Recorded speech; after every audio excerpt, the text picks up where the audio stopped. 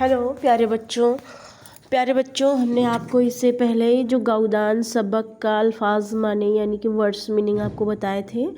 तो प्यारे बच्चों, ये वही सबक है, ये आपका मुंशी प्रेमचंद जी का ही लिखा हुआ नावल जिसका नाम है गौदान। ठीक है प्यारे बच्चों, तो हमने गौदान में आपको पूरा जो अल्फाज माने था आपको बता दिया था। अगर आपने अल्फाज माने अच्छे से पढ़ा होगा तो फिर आपको ये लेसन समझने में कोई भी प्रॉब्लम नहीं होगी। ठीक है प्यारे बच्चों, तो ये जो गौदान है आपका यानी कि जो प्रेमचंद जी का लिखा हुआ नावल गौदान जो आपको दिख रहा है, ये जो है प्यारे बच्चों, हमने इससे पहले भी आपको बताया था कि जो मुंशी प्रेमचंद जी हैं वो जब बायोग्राफी इनकी पढ़ाई थी मुंशी प्रेमचंद जी की, तो उसमें हमने आपको बताया था कि मुंशी प्रेमचंद जी जो अपने नावल का जो वो मौजू रखते हैं यानी कि वो जो टॉपिक रखते हैं वो ज़्यादातर आपका गांव की ज़िंदगी यानी कि देहात की ज़िंदगी को ही वो टॉपिक बनाते हैं।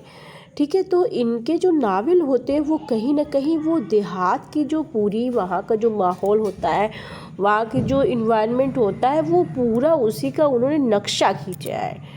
और इसमें ये जो आपका गौदान दिख रहा है, तो जानते हैं गांव में जो गाय होती है उसको लोग गऊ गऊ बोलते हैं। ठीक है, गऊ पहले बोलते हैं। तो ये जो गऊ है तो यानी गऊ गऊ माने कि गाय, और दान यानी दान, मतलब कि गाय का कैसे कोई अपनी बहुत हमने नावल में जब शुरुआत में बता रहे थे तो नावल के बारे में भी बता दिया था कि जो आपका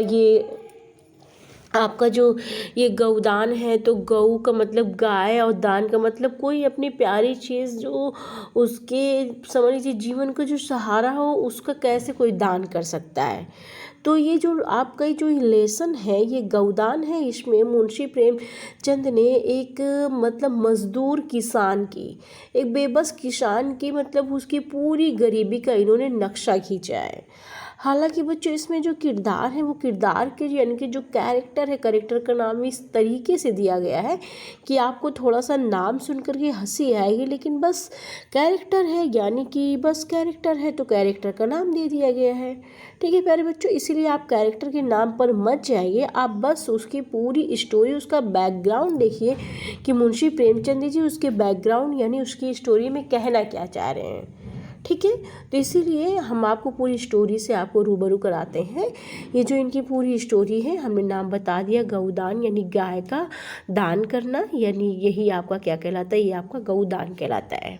ठीक है प्यारे बच्चों, तो शुरू करते हैं हम। देखिए शुरू है, थोड़ा सा हम आपको हाईलाइट भी करते रहेंगे बीच में ताकि आपको ये पता चलता रहे कि हम कहाँ पे पढ़ रहे हैं। देखिए होता ये है, गोबर ने घर पहुंचकर वहाँ की हालत देखी तो मायूसी हुई कि उसी वक्त वापस जाए। गोबर यानी कोई एक कैरेक्टर है, उसका नाम रख दिया गया है गोबर। ठीक है, हमने पहले ही बोला है कि आप उसके कैरेक्टर के नाम पे बच जाइए, सिर्फ आप उसकी मेन जो आपको हमारे जो राइटर हैं मुंशी प्रेमचंद जी क्या किस चीज़ को आपको दिखाना चाह रहे हैं आप उस पे जाइए। ठीक है, तो इसमें दे रहा है कि गोबर ने घर पहुंचकर वहाँ की हालत देखी तो ऐसी मालूम हुई कि उसी वक्त वापस चला जाए।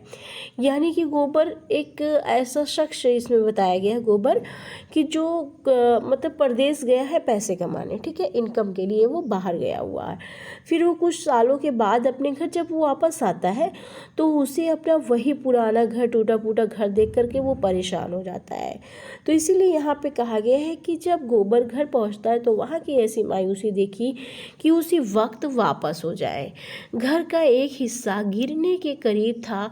देखिए घर का एक हिस्सा गिरने के करीब था, दरवाजे पर सिर्फ एक बैल बंधा हुआ था, वो भी अधमरा सा। ठीक है, यानी कि इनकी पूरी जो घर का नक्शा था वो पूरा जो क्या था वैसे ही था। दरवाजे पे एक बैल बंधा हुआ था, वो भी कैसा था, बिल्कुल मरा हुआ था। अब देखिए एक कैरेक्टर के नाम की शुरुआत फिर हो रही, धनिया और हूरी। देखिएगा कैरेक्टर के सिर्फ नेम है, एक नेम है कैरेक्टर का, उसका नाम है धनिया और हूरी। दोनों खुशी से फूले न समाये मगर गोबर का जी उचाट हो गया, क्योंकि जाहिर सी बात है जब हम हमारे घर का कोई परदेशी मेंबर आता है वहाँ परदेश से तो हमें तो खुशी होगी। तो यहाँ पे भी वो जो धनिया है और वो दो हूरी जो दोनों लोग हैं वो गोबर को देख करके दोनों लोग बहुत खुश होते हैं, फूले न समाते हैं। मगर गोबर लेकिन जो आया हुआ है वो अपने घर की हालत को देख करके वो क्या है, उचाट यानी घर की हालत देख करके तो वो परेशान है। अब उससे घर के संभलने की क्या उम्मीद है, ठीक है। वो सोच रहा है कि अब मेरा घर कैसे संभलेंगे, इसकी क्या उम्मीद है। फिर आगे देखिए, लड़कपन से गोबर ने गांव की यही हालत देखी थी। वो बचपन से ही गोबर ने क्या था, अपने गांव की जो उसकी हालत थी यही देखी थी। हालत देखी थी और उसका आदी हो चुका था। मगर आज 4 साल के बाद उसने जैसे एक नई दुनिया देखी है। भले आदमियों के साथ रहने से उसकी अक्ल कुछ जाग उठी है, क्योंकि जब थोड़ा सा बाहर जाते हैं अपने घर से या नई जगह पे जाते हैं या आप फॉरेन मान लीजिए या शहर मान लीजिए, जब जाते हैं तो फिर हाँ, वहाँ जाने से हमारे अंदर तो थोड़ा सा बदलाव हो ही जाता है। तो यहाँ पे भी जब वो परदेश गया होगा तो उसके अंदर जो बदलाव आया, तो वही कह रहा, उसकी अक्ल क्या हुई, जाग उठी थी, ठीक है। उसमें एहसास आ गया कि अब उसमें वो पहले का गंवारपन और घमंड नहीं है। अब उसे इस बात का एहसास हो गया कि उसके अंदर पहले का घमंड नहीं है। हूरी को जब कोई काम करते देखता है तो उसे हटाकर खुद करने लगता है, यानी कि उसके अंदर यहाँ पे उसके अंदर वो फीलिंग भी आ रही है। हूरी, अब देखिए हूरी कौन है, अभी हम आपको बताएंगे आगे।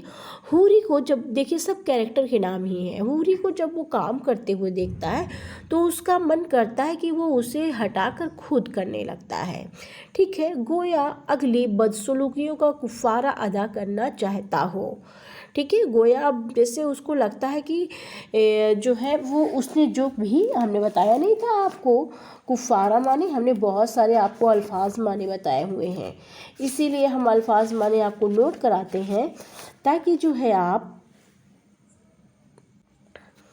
जी, हमने आपको बताया था कुफारा माने हमने बताया था आपको वो काम जो गुनाह के उतारने के लिए किया जाता है, यानी कि उसको अपनी गलतियों का एहसास हो चुका था। बाहर जाके विदेश जा कर के उसे अपनी गलतियों का एहसास हो गया, इसीलिए वो अपने उनको हटा करके जो कोई काम कर रहा, हूरी जो काम कर रहा उसको हटा करके वो खुद वो काम करना चाहता है। कहता है कि दादा, आगे क्या कहता है देखिए, कहता है कि दादा अब तुमको कोई चिंता मत करो, सारा भार मुझ पर छोड़ दो। मैं अब हर महीने खर्च भेजूंगा, इतने दिन मरते एक हफ्ते हैं, अब कुछ दिन आराम तो कर लो। वो अपने किसी शख्स से यानी किसी फैमिली मेम्बर से ये बात कह रहा है, ठीक है। फिर मुझ पर लानत है मेरे रहते तुम्हें इतनी तकलीफ़ उठानी पड़े। और हूरी के रोए रोए से बेटे के लिए दुआ निकलती है। देखिए, अब जो हूरी है ना, ये देखिए हूरी के रोए रोए से बेटे के लिए दुआ निकलती है, यानी कि वो गोबर जो है हूरी का वो बेटा है, ठीक है। अब यहाँ पे क्लियर हो गया कि गोबर जो है वो हूरी का बेटा है। गोबर ने कहा, कहो तो सबसे किस्त करा दूं और हर महीने अदा करता जाऊंगा। मतलब गोबर जो है अपने पापा की, अपने जो वालिद साहब हैं, अपने वालिद साहब की मुश्किलों को देख कर कह रहा है कि मैं जो है किस्त करा दूं, यानी जो कर्जे होते हैं हर महीने कर्ज करा दूं और जो होता जाएगा वो मैं खुद अदा करता चला जाऊंगा। कुल मिलाकर कितना होगा वो कह रहा है, ठीक है। हूरी ने सर हिलाकर कहा, नहीं बेटा, तुम काहे को कष्ट उठाओगे। यहाँ देखिए हमने बताया आपको हिंदी अल्फाज है बिल्कुल कष्ट। हूरी देखिए, अब देखिए क्योंकि जो फादर और सन होते हैं वो आपस में तो वालिद है और उनके बेटे तो आपस में लगाव होगा ही। अगर अच्छी फीलिंग होती है फैमिली में तो लगाव तो रहता ही है, जाहिर सी बात है। तो हूरी जो है वो भी अपने बेटे की चिंता कर रहा है। वो भी क्या कह रहा है कि तुम कष्ट क्यों उठाओगे, तुमको ही बहुत सा कौन मिलता है, वो कह रहा है, ठीक है। हूरी कह रहा है मैं सब देख लूँगा, ऐसा ही समय थोड़े रहेगा। रूपा चली जाती है, अब कर्ज ही चुकाना तो है। रूपा यानी कि उसकी लड़की है। अभी देखिएगा, रूपा उसके घर की बेटी होगी। कहती है कि रूपा तो चली जाती है, अब करना ही क्या, इसकी शादी हो जाएगी, अब कर्ज ही चुकाना होगा, मैं चुका दूंगा, तुम कोई चिंता मत करना, अच्छी तरह खाना पीना अभी बदन बना लो तो सदा सुख से रहोगे। कहती नहीं उसके कि अच्छे से खा पी लो तो हमेशा अच्छे से रहोगे। मेरी कौन, मुझे तो खपने की आदत है। वो उसके वालिद साहब कह रहे हैं कि मेरी तो कौन, मुझे तो खपने की आदत है। अभी तुमको खेती में नहीं जोतना चाहता, मालिक अच्छा मिल गया है। मतलब उनके फादर ये बात बता रहे हैं कि मालिक अच्छा मिल गया है, उसकी कुछ दिन सेवा कर लोगे तो आदमी बन जाओगे। वो तो यहाँ आ चुकी है, पूरी देवी है। अब देखिए किसी के बारे में आगे, यानी कोई आपका अगला किरदार आने वाला है, ठीक है। तो देखिए क्या होता है। हाँ, तो ये कह रहे हैं कि ब्याह के दिन फिर आने को कहा है, ठीक है। हमारे सिर आँखों पे आवे, ऐसे भले मानुष्य के साथ रहने में चाहे पैसे भी कम मिलेंगे मगर ज्ञान बढ़ता है और आंखें खुली रहती है, ठीक है। ये बता रहे हैं कोई मतलब इन लोगों को कोई अच्छा इंसान मिल रहा है, ठीक है। कब मिलेंगे, ज्ञान बढ़ता है और आंखें खुलती है, ठीक है। उसी वक्त अब देखिए जिसकी बात हो रही वही आ भी है। उसी वक्त पंडित दाता दीन ने हूरी को इशारे से बुलाया और दूर ले जाकर कमरे से 100-100 रुपए के दोनों नोट निकालते हुए बोले। आगे इनकी कोई हेल्प करने के लिए यहाँ पे कोई आया हुआ, उसका नाम है पंडित दाता दीन ने हूरी को इशारे से बुलाया और 100-100 के रुपए के नोट लेते हुए बोले, तुम मेरी सलाह मान ली, बड़ा अच्छा किया, दोनों काम बन गए, कन्या से भी उरीन हो गए। कन्या मतलब वही लड़की, हमने आपको बताया ना, उरीन हो गए यानी कि आधा हो गए। कन्या से भी आप उरीन हो गए, यानी जो आपको कन्या की शादी करनी थी उससे भी आप आज़ाद हो गए और बाप दादाओं की निशानी भी बच गई। मुझसे जो कुछ हो सका वो मैंने तुम्हारे लिए कर दिया, अब तुम जानो और तुम्हारा काम जाने, ठीक है। तो ये पंडित दाता दीन की जो एंट्री हो रही है वो ये कि इन लोगों की फैमिली में हेल्प कर रहे हैं। हेल्प करना क्या, वो एक आगे देखिएगा अभी क्या किस तरीके से हेल्प कर रहे हैं। हूरी ने रुपए लिए तो उसका हाथ कांप रहा था, उसका सिर ऊपर और न उठ सका, मुंह से एक लफ्ज़ ना निकला, गोया जिल्लत के अथाह समंदर में, यहाँ दिखे दिया हुआ अथाह समंदर में गिर पड़ा। होता नहीं बच्चों, कोई किसी से यूं ही कुछ नहीं मांगता, जब उसके सामने कोई किसी से अगर पैसे की किसी को ज़रूरत है तो बड़ी मुश्किल से वो किसी से पैसे मांगने के लिए निकलता है। किसी से वो पैसे यूं ही बड़े शौक से नहीं मांगता, जब उसके पास कोई बहुत मजबूरी होती तभी कोई किसी से पैसे मांगता है। तो यहाँ पे वही बात कही गई है कि वो जिल्लत के अथाह समंदर में गिर पड़ा, मतलब कि उसको बहुत गिल्टी फील हो रही थी ना, उसको बहुत गिल्टी फील हो रही थी और गिरता चला जा रहा था। आज 30 साल ज़िंदगी से लड़ने के बाद वो हार गया और ऐसा हारा कि गोया उसे शहर के फाटक पर खड़ा कर दिया गया है, ठीक है। और वो जो चाहता है उसके मुंह पर थूक देता है। इस तरीके से वो अपने आप को सोच रहा है कि वो जो चाहता है उसके मुंह पर थूक देता है, फिर चिल्ला चिल्ला कर कह रहा है कि भाइयों मैं रहम का मुस्तहिक हूँ, यानी कि मैं रहम का हकदार हूँ, मुझे रहम चाहिए। वो अपनी लाचारी बता रहा है, ठीक है। मैंने नहीं जाना कि जेठ की लू कैसी होती है और माघ की बरखा कैसे होती है, ठीक है। वो ये बता रहा है कि मैं नहीं जानता ये जेठ, ये जो आपके आषाढ़ माघ और चैत चलते हैं तो वैसे एक महीना हिंदी का ये जेठ का महीना होता है ना, तो उसका नाम दिया कि ये जेठ की जो लू होती है यानी वही गर्मियों की लू, और माघ की बरखा यानी जो हमारे जून के जो बारिश होती है उसका यहाँ पे नाम दिया कि बरखा कैसे होती है। इस बदन को चीर कर देखो, इसमें कितनी जान रह गई है और कितनी चोटों से चूर है, ठोकरों से कुचला हुआ है उससे पूछो, ठोकरों से कुचला हुआ है उससे पूछो, कभी तुमने आराम के दर्शन किए, कभी तो छाँव में बैठा है। अब अपने बारे में ये सारी बातें देखिए प्यारे बच्चों, ये सोच रहा है। उस पर ज़िल्लत और भी चलता है, नामर्द लालची कमीना उसका सारा एतकाद। हाँ, एतकाद हमने आपको इससे पहले देखिए आया था एतकाद। एतकाद माने क्या होता है, यकीन, यानी कि ये देखिए कहाँ पे आपका एतकाद यानी कि यकीन यानी कि आपका ट्रस्ट।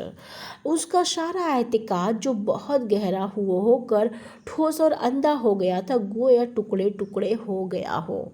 मतलब कि उसे वक्त ने इस तरीके से बना दिया है कि उस पर इतनी लगातार परेशानी आ रही है कि जैसे उसका जो यकीन था वो भी टूटता हुआ चला जा रहा है। दाता दीन, फिर आगे देखिए क्या हुआ। दाता दीन ने कहा तो मैं जाता हूँ, ना हो तुम अभी नौखेर राम के पास चले जाओ। हुरी ने आजिज़ी से कहा चला जाऊंगा महाराज, मगर मेरी आबरू तुम्हारे हाथ है। ठीक है, पंडित दाता दीन से क्या कह रहा, हुरी ने कहा आजिज़ी से कहा चला जाऊंगा महाराज, मगर मेरी आबरू तुम्हारे हाथ है। 2 दिन तक गांव में खूब धूमधाम रही। बाजे बजे, गाना बजाना हुआ, रूपा रोध होकर के रुखसत हो गई। मतलब इनको जो आगे हुरी को जो ये कर्ज लेना पड़ा था वो क्योंकि वो उनको अपनी बेटी की शादी करनी थी। हमारे समाज में प्यारे बच्चों दहेज इस तरीके से फैल गया है, बिल्कुल देखिए ये कितना पुराना आपका ये लेसन है, लेकिन वो जो रिवाज जो पुराने ज़माने से भी शुरू है, बहुत ज़माने से चल रहा आज भी हमारे बीच, आज तो और भी इसकी शक्ल जो है और बहुत बदल गई है, इतना जान लीजिए। फिर देखिए क्या है, रूपा रोध होकर रुखसत हो गई, मगर हुरी को किसी ने घर से निकलते ना देखा।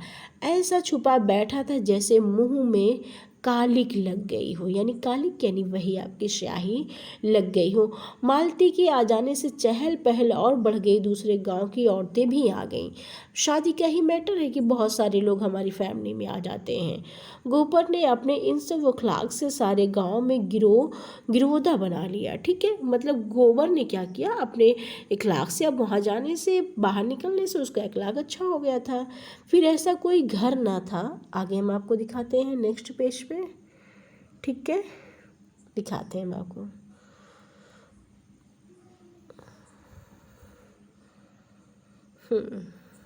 ये देखिए,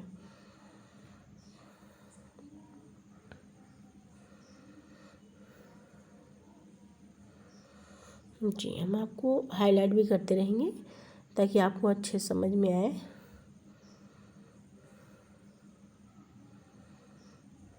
ठीक है, तो अच्छा वहाँ जहाँ वो अपने अच्छे सलूक से याद ना किया जाता हो, मतलब कि गोबर को वहाँ के मोहल्ले के सारे लोग वहाँ पे उसको पसंद करने लगे। मजबूरन उसके पैरों पर गिर पड़े। ठीक है, मजूला उसके पैरों पर गिर पड़े। उसकी औरत ने उसे पान दिए और 1 रुपया रुखसताना दिया और उसको लखनऊ का पता भी पूछा। कभी लखनऊ आइए तो उनसे ज़रूर मिलिएगा। अपने रुपये का उसने कोई जिक्र ना किया। ठीक है, आगे क्या होता है। तीसरे दिन जब गोबर चलने लगा तो हुरी ने धनिया के सामने आंखों में आंसू भरकर उसके गुनाह का एतराफ़ किया। ठीक है, उसके गुनाह का एतराफ़ कर लिया। जब अगले दिन वो जो गोबर था वो जाने लगा होगा तो धनिया के सामने जो हुरी ने धनिया के सामने आंखों में आंसू भरने से उस गुनाह का एतराफ़ किया जो कई रोज़ से उसको दिल को परेशान कर रहा था। ठीक है, यानी अब कोई बात ऐसी है जो उसके दिल में लग रही हो तो वो उस बात को छुपाने की वो कोशिश कर रहा है और रो रो कर बोला, कोशिश तो कर रहा था लेकिन कोशिश नहीं कर पाया। फिर वो रो रो कर बोला, बेटा मैंने इस धरती के मुंह से ये बाप की खड़ी सर पर लादी, न जाने भगवान मुझे क्या दंड देगा। कुछ बातें ये देखिए बता रहा है क्या होगा। गोबर को ज़रा भी न खुश न हुआ, किसी तरह खफगे से उसके चेहरे पर ना थी अकीदत से बोला। मतलब कि उसका जो फादर था वो कोई बात कह रहा है तो उसको बाद में पूरी अकीदत के साथ उसने मतलब मोहब्बत के साथ उसने वो समझने की कोशिश करी हूरी की बात। इसमें बाप की तो कोई बात नहीं थी, दादा हाँ राम सेवक के रुपए अदा कर देना चाहिए। ठीक है, ऐसे कोई बात वो बता रहा है कि मतलब राम सेवक जो थे उनके रुपए जो थे उसको अदा कर देना चाहिए। और तुम करते क्या, मैं किसी लायक नहीं, तुम्हारी खेती में उपज नहीं और उधार कहीं मिल नहीं सकता, महीने भर के लिए भी गराज में अनाज नहीं है। ठीक है, ये देखिए कह रहा महीने भर के लिए दराज में अनाज नहीं, ऐसी मतलब वही जो उधार लिया होगा पैसे उसी की बात हो रही है। ऐसी हालत में तुम कर ही क्या सकते हो, खेत ना बचे तो रहते कहाँ, जब आदमी का कोई बस नहीं चलता तो अपने आप को ही भाग पर छोड़ देता है। ये सारी बातें भी बात हो रही है। न जाने ये धांधली कब तक चलती रहेगी, जैसे पेट की रोटी मुयस्सर मतलब मिलना, पेट की रोटी मुयस्सर नहीं है उसके लिए आबरू और मर्यादा सब ढोंग है। आबरू और मर्यादा का मतलब वही मर्यादा जो होता है, यहाँ पे ये मर्यादा लिखा हुआ लेकिन ये आपका मर्यादा। वो कहने की मतलब जब हमारे पेट में दाना ही नहीं होगा, कुछ खाना ही नहीं होगा तो दिखावे कि हम आबरू क्यों करें, मर्यादा हम क्यों रखें। औरों की तरह तुमने भी दूसरों का गला दबाया होता, उनका रुपया मारा होता तो तुम भले मानस होते। मानस का मतलब ये भी हिंदी अल्फाज आपका अच्छे इंसान होते। तुमने कभी धर्म को नहीं छोड़ा, ये उसी का दंड है। दंड यानी हमने दंड भी बताया था। तुम्हारी जगह मैं होता तो जेल में होता, फांसी पा गया होता। मुझसे ये कभी ना सहा जाता है कि मैं कमा कर सबका घर भरूं और अपने बाल बच्चों के साथ मुंह में जाली लगाए बैठा रहूं। ये सारी बातें वो उसका हूरी जो है वो कह रहा है।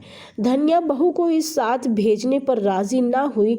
छनिया भी चाहती थी अभी कुछ दिन यहीं रहे, तय हुआ कि वो अकेले ही जाएगी। इनके घर की जो धनिया वो बहू है और छनिया भी कोई है इनके फैमिली की। ठीक है, अब देखते क्या होता है। दूसरे रोज़ अलीउ शुबा, ये देखिए आपका अलीउ शुबा यानी अगले वाली जो आने वाली आपकी सुबह सवेरे होती वो। दूसरे रोज़ अलीउ सुबह गोबर सबसे रुखसत होकर लखनऊ चला, यानी जहाँ से वो आया था फिर लखनऊ चला गया। हूरी उसे गांव के बाहर तक भेजने गया। हूरी गोबर से इतनी मोहब्बत उसे कभी ना होती थी। जब गोबर ने उसके पैरों पर झुका तो हूरी रो पड़ा। मतलब जब बाहर विदेश कमाने जा रहा है तो क्या है, हूरी रो पड़ा। जैसे फिरा उसे कभी बेटे के दर्शन, जैसे लग रहा था उसे कभी बेटे के दर्शन ना होंगे, यानी बेटे की कितनी उसको अंदर से मोहब्बत लग रही थी। उसकी आत्मा में खुशी थी, ठीक है, तो आगे हम आपको दिखाते हैं नेक्स्ट पेज। जी आपका ये नेक्स्ट पेज है। ठीक है, अब देखिए क्या होता है।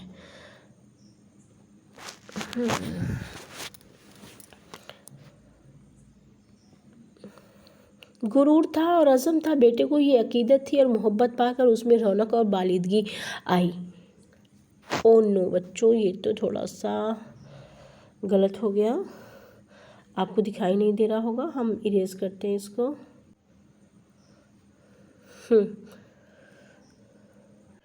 ठीक है बच्चों, फिर से आप देखिए।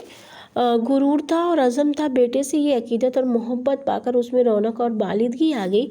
कई रोज़ से पहले उस पर सुस्ती छाई थी। एक ऐसी तारीखी जिसमें वो अपना रास्ता तारीखी यानी कि अंधेरा, जिसमें वो अपना रास्ता भूल रहा था। अब अपना मुस्तादी और वो अपनी मुस्तादी यानी कि लगन यानी कि तैयारी। ठीक है, लगन यानी तैयारी और रोशनी है। ठीक है, यहाँ पे ये है आपका। अब देखिए आगे क्या होता है। रूपा अपनी ससुराल में खुश थी। जिस हालत में उसका बचपन बीता था उसमें पैसा सबसे कीमती चीज़ था, यानी कि वो खुद ही बहुत गरीबी में उसने अपनी आंखों से देखी थी। दिल में कितनी ख्वाहिशें थी कि जो दिल में घुट घुट कर रह गई थी रूपा की। ठीक है, अब वो उन्हें पूरा कर रही थी और राम सेवक अधेड़ होकर भी जवान हो गया था। रूपा के लिए वो शौहर था, यानी राम सेवक कौन है, वो रूपा यानी हूरी की जो बेटी है उसका कौन था, शौहर था। रूपा के लिए उसका शौहर था उस जवान, वो कौन था, अधेड़ होकर के भी वो जवान था, यानी वो अधेड़ इंसान से, जो राम सेवक था वो रूपा का जो हस्बैंड था, यानी कि वो अधेड़ था। रूपा के लिए वो शौहर ही था, उसके जवान अधेड़ या बूढ़े होने से उसके निशाई जज्बे में कोई फ़र्क नहीं आ सकता था। ठीक है, ये जज्बा शौहर के रंग रूप या हुस्न पर या सिन पर मुनहसर था। उसकी बुनियाद उससे बहुत गहरी थी, उजले नस्ली रवाजों की तह में जो सिर्फ किसी जलजले से ही मिल सकती थी। यानी सब कहने का मतलब ये है कि वो अधेड़ था, लेकिन फिर भी वो अपने मायके में इतनी उसने प्रॉब्लम देखी थी, फाइनेंशियली इतनी प्रॉब्लम उसने देखी थी, इसी वजह से वो उसके घर में जा कर के अधेड़ के साथ भी वो खुश थी। ठीक है, पूरी कहने की बात यही है। जब शौहर के रंग रूप या उस सिन पर मुनशिर था, उसकी बुनियाद उससे बहुत गहरी थी, उजले नस्ली और नौजवान में तहत जो सिर्फ किसी जलजले में ही मिल सकती थी।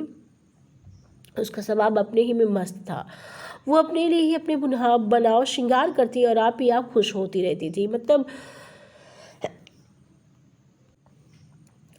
राम सेवक के लिए उसका दूसरा रूप था, राम सेवक उसका दूसरा रूप था। वो गृहस्थीन बन जाती थी और किसी तरह की खामी ख्याल उसके दिल में नहीं आता था। अनाज से भरी हुई खेतियाँ और गांव के सिर तक फैली हुई दरवाजे पर मवेशी, यानी ये जो जानवर होते हैं, मवेशी कतारें, ये सब उसे किसी के आदम के तकलीफ वाले ख्याल को उसके दिल में ना आने देती थी। ठीक है, और उसकी सबसे बड़ी ख्वाहिश ये थी कि अपने घर वालों को सुखी देखना, उनकी गरीबी कैसे दूर करे, यानी कि अपने फैमिली, अपने मायके की बात कर रही, कैसे दूर करे। और उस गाय की याद अभी तक उसके दिल में ताज़ा थी, जो मेहमान की तरह आई थी और उसको रोता हुआ छोड़कर चली गई थी। और याद इतनी दिनों के बाद जब भी शीरी हो गई कि अभी भी उस कांचीपन से उसके नए घर में कायम ना हो पाया था। यानी उसकी कोई गाय आई थी और वो गाय उसको बहुत प्यारी थी, और उसके बाद घर में पैसों की दिक्कत की वजह से उसकी वो गाय बिक गई थी।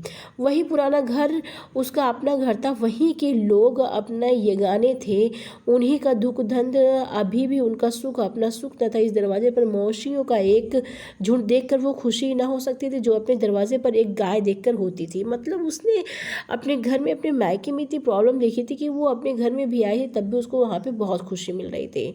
और दादा की ये ख्वाहिश थी कि पूरी ना होती थी। जिस दिन वो गाय आई थी उन्हें कितनी खुशी हुई थी, जैसे वो अपनी सारी मायके की बातें सोच रही लड़की, जैसे आसमान की कोई देवी आ गई हो। और तब से फिर उन्हें उतनी असमाई ना कि कोई दूसरी गाय लाते, मगर वो जानती थी कि वो आज भी होली के दिन में वो ख्वाहिश है कि वो इतनी ताज़ा है। ठीक है प्यारे बच्चों, तो बस ये इस तरीके से जो उनकी बेटी है, यानी कि उनकी बेटी रूपा है, रूपा जो सारी बातें अब उसकी शादी हो चुकी है, वो अपने जब ससुराल पहुंच चुकी है, इसके बावजूद भी वहाँ की जितनी भी उसकी शादी अच्छे परिवार में हुई। आपने पढ़ा यहाँ पे उसकी शादी अच्छी फैमिली में हुई, लेकिन वो जो उसने प्रॉब्लम पीछे फेस की है, वो सारी चीज़ें देख करके वो अपने घर को बहुत खुश रहती है। ठीक है प्यारे बच्चों, तो ये एक पूरी जो आप पढ़ रहे हो तो आपको लग रहा होगा कि एक पूरी फैमिली है ना, एक पूरी फैमिली जो फाइनेंशियली बहुत वीक है, उसी फैमिली की ही पूरी बातें हो रही है। और ये देहाती ज़िंदगी की तस्वीर मुंशी प्रेमचंद जी ने हमारे सामने खींची हुई है। ये मुंशी प्रेमचंद का एक बहुत ही मशहूर नावल है जिसका नाम क्या है, गौदान। ठीक है बच्चों, तो यहीं पे ये पार्ट 1, क्योंकि ये आपका जो सबक है बहुत लेंदी है, पार्ट 1 पार्ट 2 3 करके शायद पढ़ाना पड़ सकता है, तो इसीलिए पार्ट 1 आज का आपका यहीं पे हम ख़त्म करते हैं।